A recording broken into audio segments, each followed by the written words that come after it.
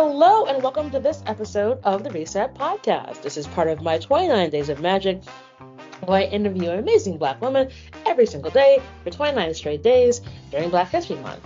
And today, I'm so delighted to speak with Natasha McCrea, who is an incredible multi-hyphenate. She's a life coach, actress, founder of the Love CEO Institute, and co-founder of the amazing new whiskey brand, Jackson McCrea. She has an amazing story. I can't wait for you all to hear it. Welcome, Natasha. Hey, I love 29 Days of Magic. That just sounds so amazing. Thank you. I love that. Like I said, it's my love letter to Black women, and I'm always delighted to have such amazing women like yourself come join and share and tell their stories. So, first question, always the same. Answers, always amazing. So, jumping right into it, Natasha, what was your first job? The very first job I had was at the merry-go-round clothing store in the local mall. I freaking love that job. Okay. I love that job. That was when I was 16. And that job really set me up for the idea of sales and controlling your income. I think that what has brought me to like where I am now with having different businesses, because I was on commission, and at 16 years old, I think I would end up making like $20 an hour back in the 80s. And so that was such a big freaking deal. And I would cash my check there. it was awesome. I loved it. And I didn't need the money at the time. I was raised in my parents weren't well off, but we were okay, taken care of. And so it was just extra money. And I'd walk around school with wads of cash in my pocket. And no one jumped you. No one jumped me. It was crazy.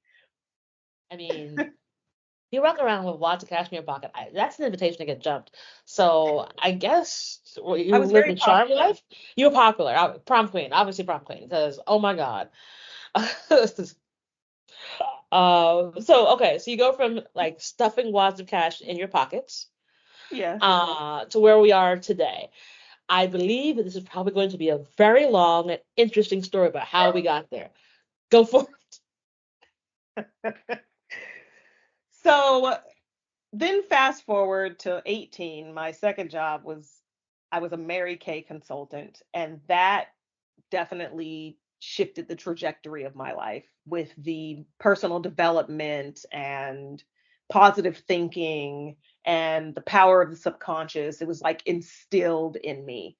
And I started that job because I became a young mom. I was a mom at 19 years old, and I needed to work, but I also needed the flexibility. And I remember having facials with my kid in the playpen sleeping. Like I would do facials. Women would come to my house and I would do facials and sell them product. You were ahead of your time. Yeah, I loved it. I was, work from home. I loved that. And then as the kid got older and was going to school, I moved into being a receptionist. And I was a receptionist at a startup in Northern California. It was a startup with money. It was like the company was given so much money for simply research. So there was all kinds of research, from researching birds in tropical places to music. And so I was the receptionist, but I was really close with the CEO's assistant. And so she wanted to take a vacation one time, and it was kind of the last minute. And so they brought me in to be his assistant for the day. I mean, it was actually a week, assistant for the week. And so when I worked that job, after that, whenever I went to look for a job, I always looked for the job for the C-suite, like assistant in the C-suite. So I got into that world of being the assistant to CFOs and CEOs. And all this time, I'm loving the world of entertainment, and I hadn't yet moved to Los Angeles. And then I moved to LA for acting. I followed my sister and brother down to Los Angeles, and I followed them And when I got down here, I knew as an actress, being the assistant to someone in the C-suite was not going to work. And as a single mom, I needed my time. I needed my evenings, I needed my weekends. And so I ended up creating these flyers to find people that I could consult with as their personal assistant. I didn't go in as just a regular PA. I was like, hey, I have a business. If you need an assistant, I can consult you and let you know the best way for you to handle your administrative staff. And I walked up and down Rodeo Drive and handed these flyers out. And I got one client from that. And then I got another client from that. So then fast forward, I started a company called TPA, Temporary Personal Assistance. And because people were referring me, but I didn't have enough hours in the day to work with all these other people I was being referred to. So I Awesome. would, yes. So So I you were the original outsourcer, basically, virtual assistants. original virtual assistants. It was wild, but I created it as like, oh, we're consulting you. And so I hired my friends. And then I brought in one of my really close friends as my business partner, and we ran this business, temporary personal assistance, for like 3 or 4 years. And it was beautiful. It was so beautiful. And then the business was going a little slow, and I was getting my kid off to college. And when I was getting them off to college, I knew I needed some stability. So I went back into assisting the C suite. And I said, okay, God, I'm going to do these 2 years. I'm going to give you 2 years because I'm an actress. I was still acting in between then, getting guest spots and commercials. But it was, not as consistent. So I was always juggling something else. And so I worked at a film finance company for 3 years. And when I did that, I knew I wanted to get back into the business and how could I do it? So I wanted to enter the business with a bang. And so I did a one woman show. I quit my job and I worked on my one woman show for 6 months, hired a director, and I did my one woman show. And that was probably one of the scariest, most rewarding things that I've ever done outside of having my child. And it was it was a beautiful time in my life because it was going after what I wanted, even though that's always been in my blood, but it was going after something I wanted where I didn't know the answer. I didn't have the end game. I just knew that this was something that I needed to do. So doing my one woman show, I ended up having Q&A after the show, and I thought people would ask me, "Hey, how did you learn about this doing your show? How did you memorize the lines? How did you direct?" But they were asking me life questions. How do you love after heartbreak? How do you forgive? How do you get past family, trauma? And I decided to open Love CEO Institute because I had the blueprint of what got me out of being the single mom, divorced twice by that time, and I had gone to therapy. And so I started Love CEO Institute, and I started group coaching, and that led me into private coaching.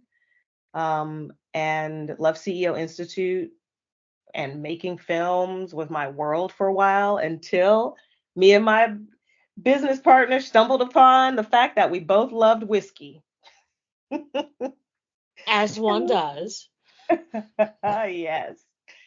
And we decided if we both love whiskey, and it took us 5 years to figure this out, there was something up with the the way whiskey is viewed. Women aren't really included in the conversation. Women aren't really talking about it. We'd gone to vintage wine bars together, had virtual rose yacht parties during the pandemic, but we'd never talked about whiskey. And so I had ordered an old fashioned. I invited her to eat after my one woman show, and she saw the old fashioned. And in that moment, at that dinner, we decided we would start a whiskey brand together so that we could change the face of whiskey, that we could include women in the conversation. We wanted to include women in the conversation. And that's what's brought me to this point. That's pretty awesome. So you've lived 14 lives to get Yes. to that, like, to get right here at this moment. But like, I want to go back to your one woman show. Like, there's so many folks out there who I think, have a story in their heart and want to create it in some way, shape, or form. How did you do it? Mhm. Wow. So I had an acting coach, and he always said you had to create your own way. You had to create possibilities for yourself instead of waiting for the industry to give you permission to act. And he instilled in us that there was so much richness in our own personal stories. So at his acting school, for one semester, he invited a woman who helped people write their stories. And we began to write our stories and just go back to childhood and start there with your biggest memory and go into the minute details. And so I was writing my story over 10 years. I had taken that class, then I had journal entries that I pulled into it, and then I took another class with someone who was a one woman show, a coach. And so with putting all of that together, I just laid out all of my writing one day when I was like, okay, it's time to quit my job and I'm going to do this. I laid all of the writings out, my journals. I printed out the monologues that I had written, and I noticed the pattern. And it was literally evolution of a love addict. I was a love addict, and I had poetry written about men I couldn't even remember their name. I was in love. And so I saw this pattern, and I decided to put it together. It was almost like the Beautiful Minds. I was in my living room with the paper all over the place, and I was just putting things together like Tetris. And that's where my show came from. Amazing. That is so awesome. So you start a whiskey brand, and women aren't whiskey drinkers, but that's not what everyone tells you. So what's the one thing that you want folks to understand about why whiskey is for everybody? Whiskey is for everyone because that's the way it has been from the beginning of time. People don't think women are whiskey drinkers just because there hasn't been space held for them to speak about it openly.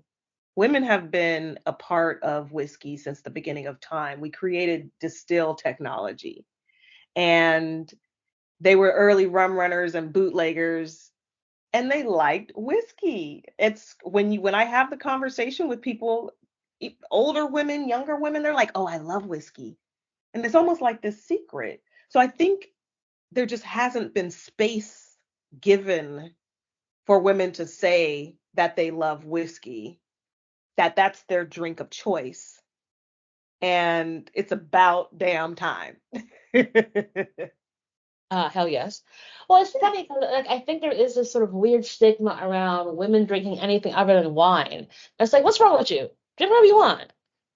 Yeah, it's Like, just those societal, those constraints that happen for because like gin. I love gin, for example. I think we talked about this. Like, I love gin, Mhm. and I have a very core memory about when I fell in love with gin. Like I was with a friend.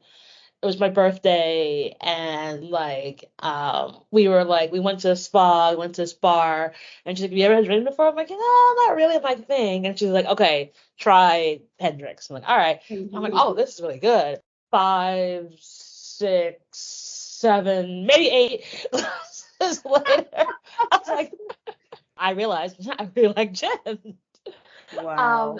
and it became my drink of choice. So like the gin and tonic is my drink of choice now. But I also sort of hearkened that like it tasted good. I also felt like a grown ass woman drinking it. Yes. Because like again, I've had some very expensive wine in my universe. In my Mhm. many travels, and I'm just like, yeah, cool. I'm bad. But like I just prefer a good gin and tonic or good leche martini, and now a fabulous sip of Jackson McCrea whiskey, Yes, which is just I love it. which is just so smooth and so delicious. And I think there is something interesting about the fact that, like, again, women having the choice to be like, hey, not everything is what you all think it is, and I Yeah. can enjoy everything. I can enjoy more. Yeah, we are so multidimensional. I think what happens is everyone wants to throw women collectively into this group, and it's where each woman is distinct and individual, and that's what we wanted to create when we created Jackson McCrea. Is we surveyed women, and so we wanted to create something that they liked. But the beautiful thing about it is that there's so many nuances with the flavor and the dimensions of it, and like with each sip you're introduced to a new experience of what flavor you're tasting, and that's exactly like women. And we love that about our product. And that's so cool and so good. Now, I'm guessing along the way in your 14.75 lives you had, you probably bumped into some walls. You're like, there's no way I'm getting through this, and then you did. Let's talk about that. What did you learn from those experiences? I think for me, the walls that I bumped into were very much my own walls. And I say that because I had a level of n- being naive, and it worked in my favor. Like, for the example of going to find a job when I was a single mom and I wanted to be an actress, and that the jobs really wanting me to have more hours involved. And I was just like, I'm a mom. What are you talking about? I'm not going to give my weekends and evenings to you when I should be giving them to my child. And that was a wall, but I was so naive in the sense that I was just like, hey, I'm gonna go walk up and down the street and hand out these flyers. Now, if I would have thought about it in advance or had more knowledge about it, I don't think I would have done that. I do not think I would have done it. And I think what's helped me is keeping that childlike awe and wonder about things versus being the 50-year-old that I am. And you know, if I claimed to know everything, that would get me nowhere, because this world is scary. We're entering a male dominated industry. There's certain things it's like I know that, but I'm also putting that in the back of my head like, well, I don't know.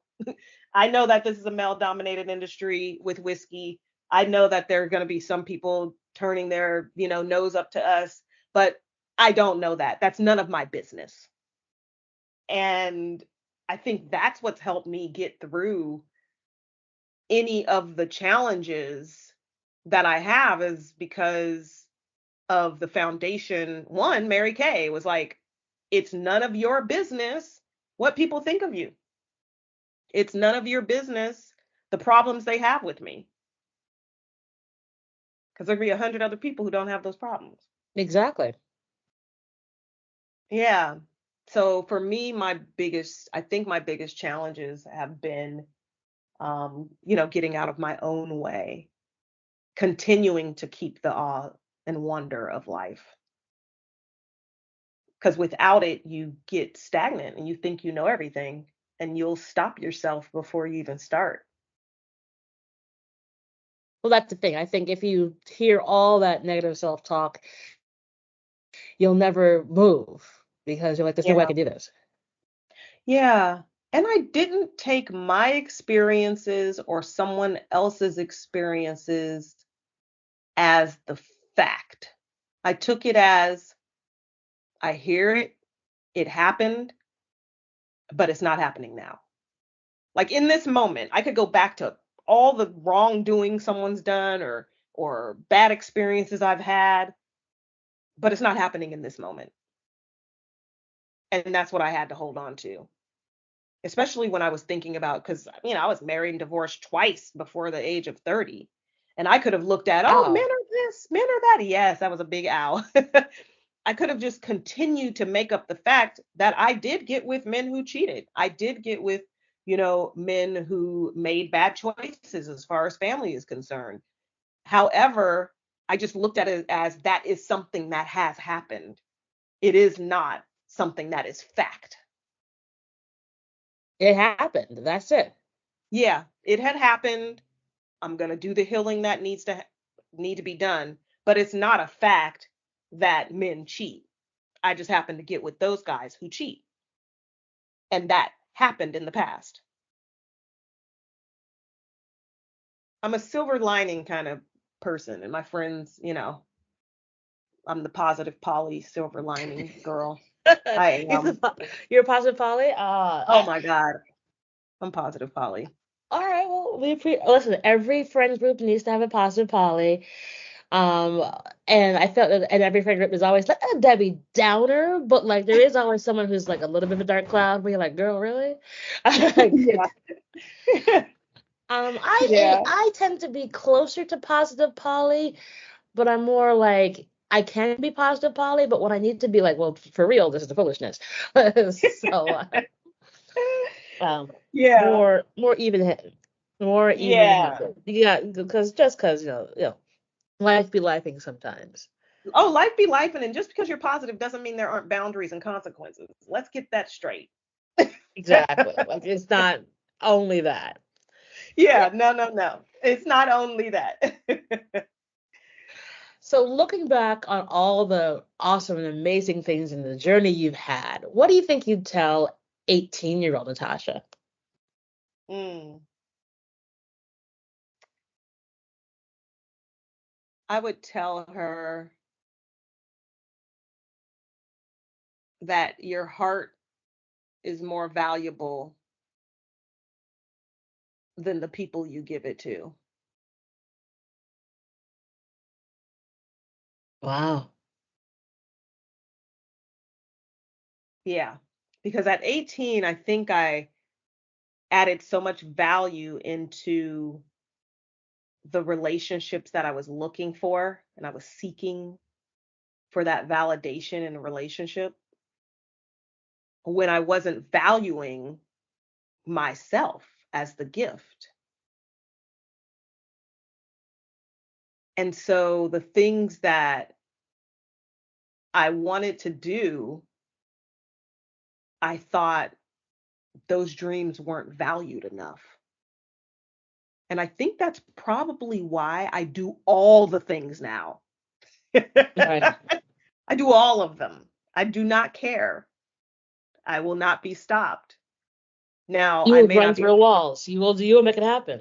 yeah, I will make it happen. I may not do every single thing at every single moment, but if I have a thought or a goal or a dream, I have a I have a calendar event on my phone that has all the ideas and dreams and things that I want to do. It's like recurring. So if I have an idea, I'll just add it to it. Now, I may not get to all of them. I probably won't. I probably will get to 10% of them, but I'm valuing the things that I want, crave, see, desire. I'm valuing it. I love I'm- that. And I think yeah. that's so necessary. Remember that you are the gift. Yeah. I think this is, and we're taping this, the week of Valentine's Day, where I think, us single people, like, I'm going to put myself in that category, are like, the hell, man. And, but then you do remind yourself that you are the gift. You are. You are the gift. You are the gift. And if you love on yourself in that way, I believe that becomes the magnet. Yeah, it's very much what you put out in the world, you get back. But it starts with you and like the Yeah. warmth you give yourself, the way you take care of yourself is just Yeah. so of such paramount importance in order to It get you where really you need to is. go. Yeah, it really is. And so this is a great segue into my, second favorite question. What do you, Natasha, do for self-care? Ooh, self-care. Self-care is my love language. I'm telling you, when I started Love CEO Institute, I think 2 years in, I was almost on burnout, which was interesting because I'm coaching people. And 2 years in, I was almost on burnout. And then I kind of stepped back for a few months. And came back with a vengeance. It's all about self-care. I love the concept of creating a self-care blueprint for myself. I coach my clients in creating blueprints. And what that is you identify all the things that bring you joy. And if you have that in the forefront of your mind, then you have to put it on your calendar, because I work with high achieving women and we live and die by the calendar. And so if it's not on Same. I think I'm a client. Am I not? I was like, that's literally what I do. right? And if we don't put it on our calendar, honey, it does not exist. And that's the biggest challenge. So putting self-care on my calendar is self-care. And I can go deep into how we lean into heavily into our masculine energy, and we are sometimes imbalanced between our masculine and our feminine energy. And so the way that my masculine energy creates container for my feminine energy is having self-care blueprint on the calendar. So some of mine, and it varies, it really does. It depends on where I am in life. But I have to constantly be checking myself for personal awareness to know, is this working or not? Like last year when I got into Techstars, some of my self-care was really just easing into my day. I would start my days around 10 or 11. That was out the window during Techstars. But guess what I did? I had my spa days on the calendar. I had to make a huge shift. I had days where I just laid in bed and did not get up unless it was to eat or go to the restroom. That was self-care for me. So in this moment today, self-care is really making sure I'm in sunshine every day, whether that's going in my backyard and just sitting in the sun, or is that's going for a walk. That is moving my body every day. That's a huge part of my self-care right now. That's eating foods that give me so much energy. Like I have them listed. So when I'm eating crap, I go, oh no, I need this food, because I truly believe in adding things versus playing the subtraction game with yourself. I'm like, okay, what do I need? Guess what? You need to juice in the morning. You need to steam some broccoli and put that over whatever you're going to have. Those are some of the things that I do for myself. I love it. I absolutely love it. I am also not at all surprised that, like, you being a life coach, you probably prioritize self-care more than most people. Girl. So It happens. I get in the phase. Sometimes in the transition phase, it's not, it doesn't feel good. And I mean the transition phase from when you get to another place in life. Sometimes that blueprint that I created 3 months ago isn't working right now. Sometimes that transition space of understanding it's not working and rebuilding something else, that little space sometimes can be uncomfortable. But the goal is to get to a place of such awareness that that time frame becomes shorter and shorter. So you might be uncomfortable, not uncomfortable for a whole month. You might be uncomfortable for like 4 days, and then you're like, what's happening? What do I need to change? Or it might be uncomfortable for just the day, and you realize, oh, something needs to change. I'm on the journey too, honey. well, look, we're all on the journey. It is a road. It is a twisty and windy road. It's not straight, but we're on the road. Look, you woke up this morning, you're on the road. For real. I mean, Oh, that's all you can do. I mean, I said this week always has very weird things for me because, like, my birthday's coming up. Uh, Valentine's Day is my dad's birthday. Um, but also on Valentine's Day, almost 20 years ago, my mom and I went to a fashion show and had a car accident and nearly died. oh S- my. so like for me, that's why I guess it's sort of my always true realization of, like, as long as you're here, you're in the game, even as Yeah. challenging as things are. And that reminds you, because, like, an inch to the left, an inch to the right, when the car hits, a whole other set of scenarios could have happened. Yeah. So you really just, it helps you prioritize, like, we're so much for us to be grateful for, in Mhm. our experiences and the choices that we've made, and to forgive yourself for the choices that you've made, Yeah. and just to keep moving, no matter what it is, I think is going to Yeah. be the most important thing. That's so profound. Forgive ourselves for the choices we made. That was the one of my last things the last person I realized I needed to forgive, which I wish it would have been considered as the first person, It's true. but it was, Yeah. yeah, But we get there. We do get there. hmm And so now, my friend, the last question I have for you. Do you have a give and or ask of the audience? Yes, honey. Jackson McCrea in the house. Shocked. I want the audience to spread the word about Jackson McCrea Whiskey. I want you to go into every single place that you patronize, whether that is a bar or a wine and spirit shop, wherever you live. Go in and ask for Jackson McCrea Whiskey. Go to our website, order Jackson McCrea Whiskey. We want to create a boom and a movement around this business. That is my biggest ask.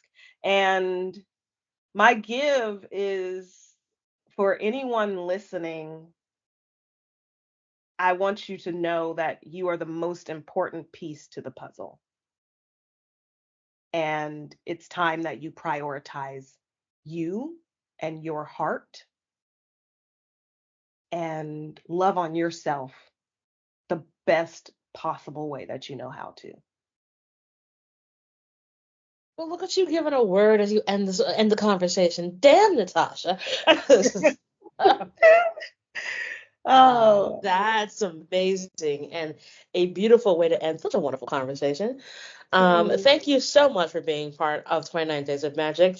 We will put all the details in the show notes to talk to you and connect with you, and obviously buy Jackson McCrea Whiskey.